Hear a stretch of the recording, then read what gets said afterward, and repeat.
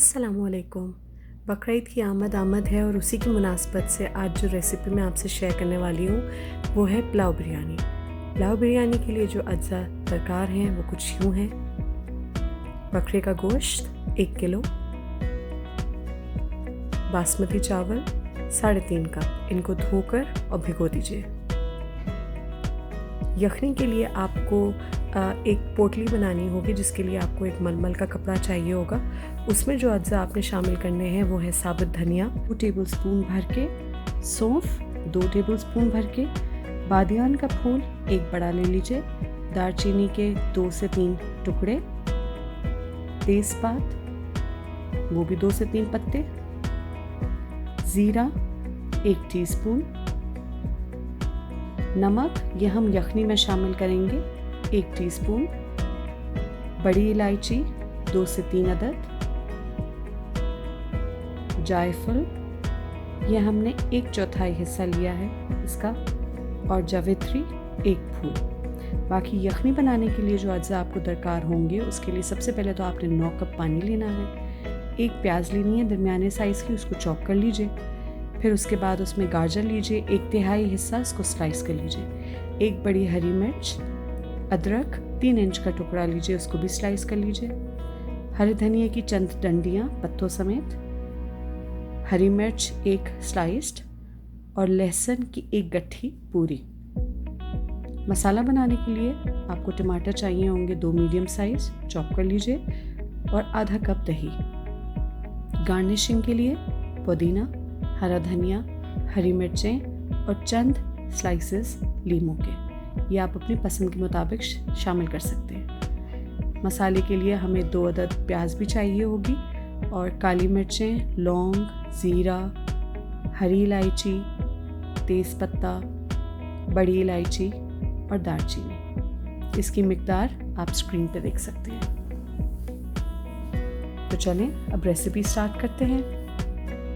यखनी और चावल बनाने के लिए मैं एक खुले बर्तन का इस्तेमाल करूंगी, और इसमें हम शामिल करेंगे 9 कप पानी।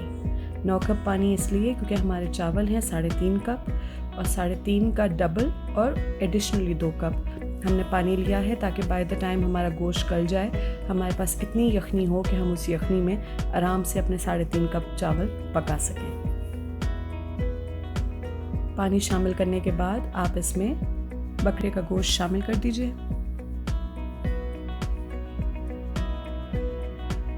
गोश्त के साथ साथ जो अज्जा आपको यखनी में शामिल करने हैं यखनी बनाने के लिए, वो भी मैं आपको रिपीट कर देती हूँ, और अगर आपसे कोई चीज़ मिस हो गई हो तो पिछली स्लाइड्स को देख लीजिएगा।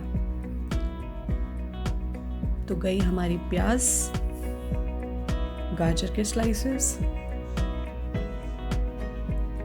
हरी मिर्च 1 बड़ी, अगर आप चाहें तो 1 आध और ऐड कर दीजिए, मैंने 1 ही की है, काफ़ी होगी। हरे धनिया की कुछ डंडियाँ, इससे यखनी में एक अच्छी सी खुशबू भी आ जाती है। अदरक की स्लाइसेस, 1 गट्ठी लहसुन की,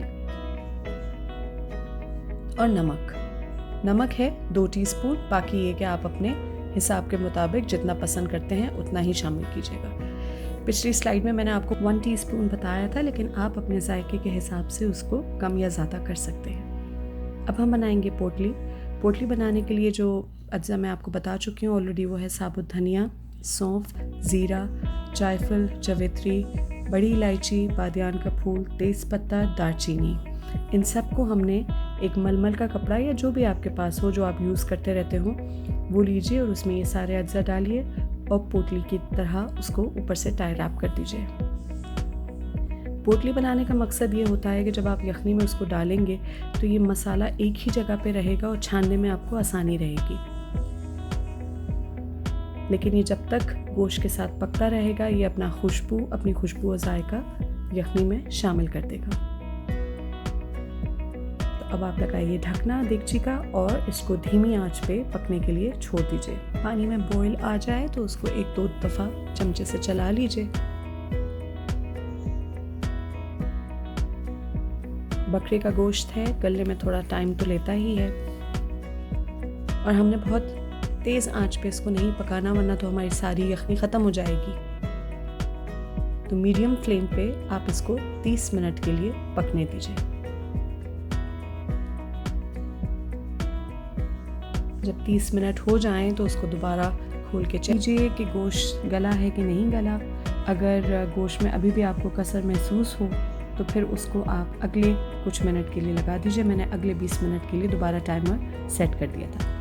जब तक हमारी यखनी पक रही है उस वक्त तक हम कचूम्बर बना लेते हैं। कचूम्बर बनाने के लिए आपको जो अज्जा दरकार है वो है गाजर, हरा धनिया, प्याज, खीरा, टमाटर जिसके मैंने बीज निकाल दिए हैं, हरी मिर्च, नींबू और नमक। इनकी मिकदार आपको अभी स्क्रीन पे नज़र आ जाएगी, उसी हिसाब से आप शामिल कीजिए और एक बोल लीजिए और उसमें ये सारे अज्जा मिक्स कर लीजिए।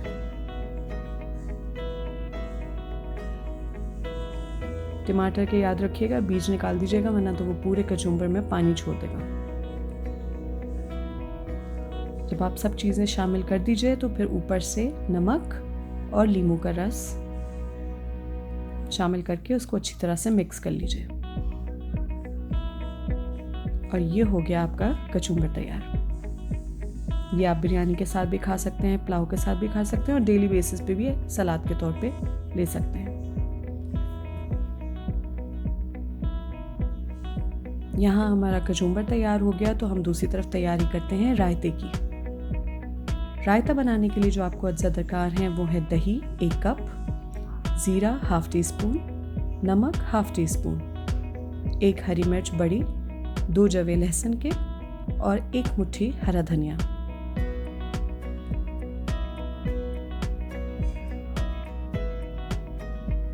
इन सब चीज़ों को आप ब्लेंडर में डालिए और इनको अच्छे से ब्लेंड कर लीजिए। मैं फिर कहती जाऊंगी कि अगर आपको नमक तेज़ चाहिए या कम चाहिए या मिर्च तेज़ चाहिए या कम चाहिए तो अपने हिसाब से चीज़ों को कम या ज़्यादा कर सकते हैं। मैं आपसे वो रेसिपी शेयर कर रही हूँ जो मैंने इस्तेमाल किया है या जो क्वांटिटी मैंने इस्तेमाल की है वो मैं आपको बता रही हूँ। और ये हमने अच्छे से उसको ब्लेंड कर दिया। ओप्स ऐसा भी हो जाता है कभी कभार।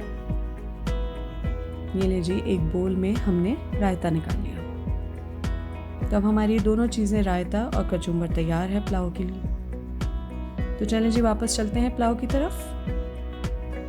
अब हमारी यखनी तैयार हो चुकी है और गोश्त भी हमारा अच्छी तरह से गल चुका है। तो हमने वो जो पोटली थी वो हमने अब निकाल ली क्योंकि वो अपना काम कर चुकी है, अब हमें उसकी ज़रूरत नहीं है। एक अलग से देगची में 3/4 कप घी या तेल शामिल कीजिए।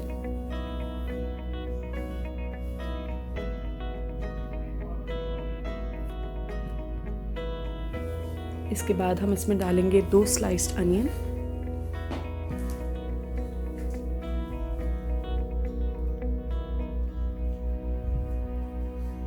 अच्छा हाँ, एक चीज़ और बताती जाऊँ कि वो जो पोटली हमने बाहर निकाली है उसको फेंकना नहीं है।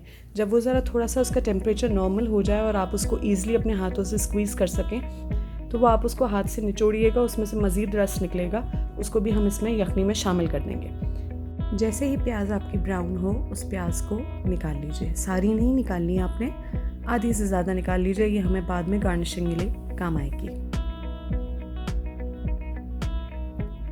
इस स्टेज पे आके प्याज बहुत तेज़ी से ब्राउन होती है तो कोशिश कीजिएगा कि टाइमली निकाल लें। देखिए बराबर में हमारे सारे इंग्रेडिएंट्स तैयार रखे हुए हैं। अब प्याज में हम डालेंगे अपना गरम मसाला। गरम मसाले के लिए हमने जो चीज़ें ली हैं वो है काली मिर्च ½ टी स्पून, लौंग 6 अदद, ज़ीरा 1 टीस्पून, तेज़पत्ता 3 अदद, हरी इलायची 5 से 6, दालचीनी 2 से 3 टुकड़े, बड़ी इलायची 2। ये शामिल करने के बाद हमने इसमें अदरक लहसुन का पेस्ट डाला और उसको खूब चमचा चलाएं, भूनते रहें। आंच तेज़ रखेंगे आप तो चमचा आपको चलाते रहना पड़ेगा वरना गोश्त जलना शुरू हो जाएगा। और इसके साथ ही इसमें शामिल कीजिए हरी मिर्चें 2 अदद जिनको मैंने स्लाइस कर लिया था।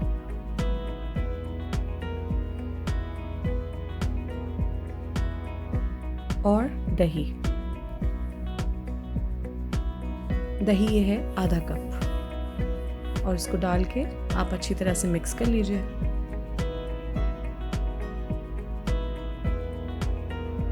नेक्स्ट आएंगे टमाटर। टमाटर हमने लिए थे 2 अदद और इनको हमने रफली से चॉप कर लिया है।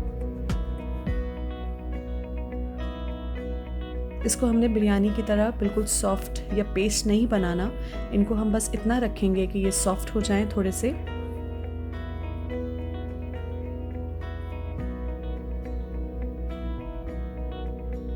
जी, तो अब हमारे मसाले ने तेल छोड़ना शुरू कर दिया है और इसमें हमने अब 1 अदद चिकन क्यूब शामिल कर दिए। ये अब आपके ऊपर है, आपकी चॉइस है, डालना चाहे तो डालिए वरना तो ओमिट कर दें।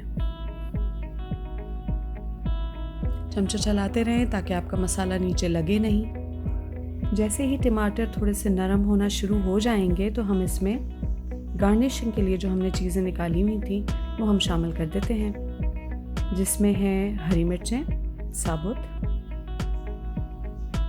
हरा धनिया, पुदीना, ये एक एक मुट्ठी हमने ले लिया था और उसको रफली से चॉप कर लिया है।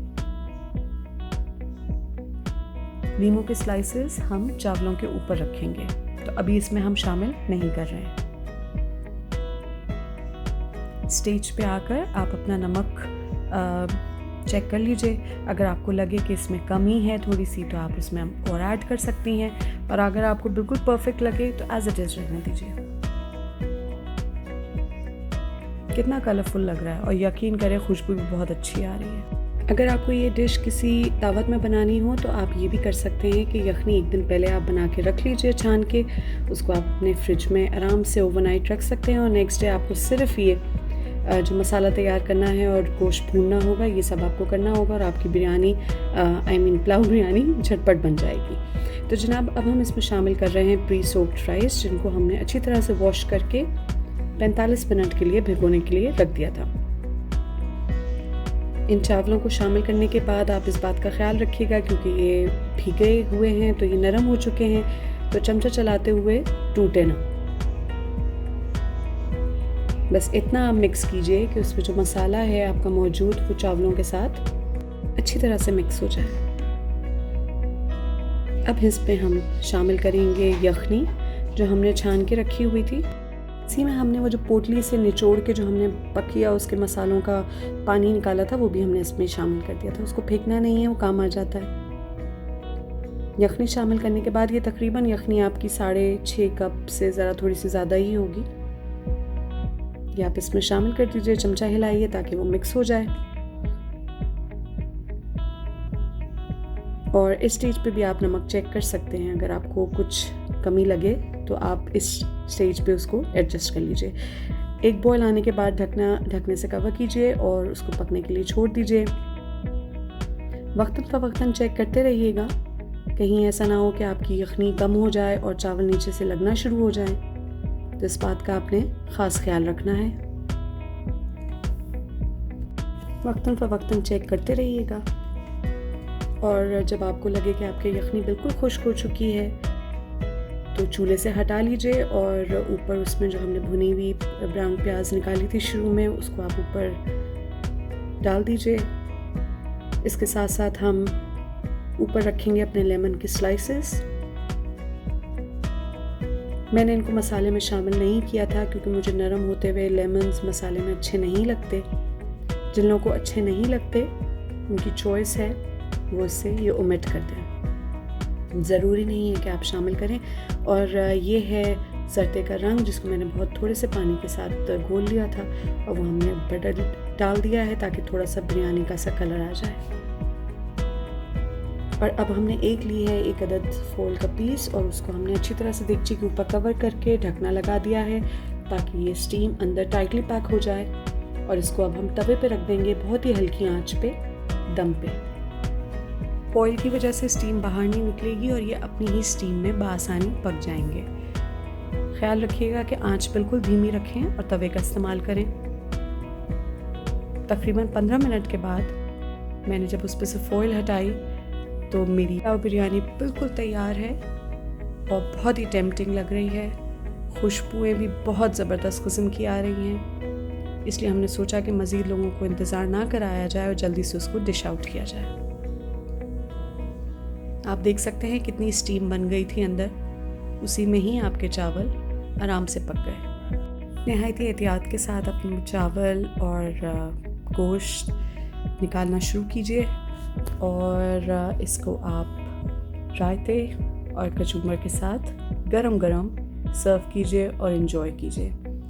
ये पुलाव बिरयानी ऐसी है कि जो कि आप ईद पे भी अपना आराम से बना सकते हैं। इसके अलावा भी आप कभी अपने घर पे कोई दावत अरेंज करें तो उसमें भी आप ये अपने मेन्यू में शामिल कर सकते हैं। आई एम श्योर कि आपको ये बहुत पसंद आएगी। इसके साथ आप चाहें तो fried fish, shami kebab, Cola कबाब, सीख कबाब या कोई भी और दूसरी चीज़ जो आप इसके साथ सर्व करना चाहें वो आप कर सकते हैं। उसकी रेसिपी भी मैं बहुत जल्द इंशाल्लाह अपलोड करूँगी। आई एम श्योर कि आपको ये रेसिपी पसंद आई होगी और प्लीज़ अगर आपको अच्छी लगी है तो उसको ज़रूर लाइक कीजिए, शेयर कीजिए और सब्सक्राइब कीजिए मेरे चैनल को। इंशाल्लाह मैं मज़ीद रेसिपीज़ पोस्ट करती रहूँगी। Thank you so much. अल्लाह हाफ़िज़।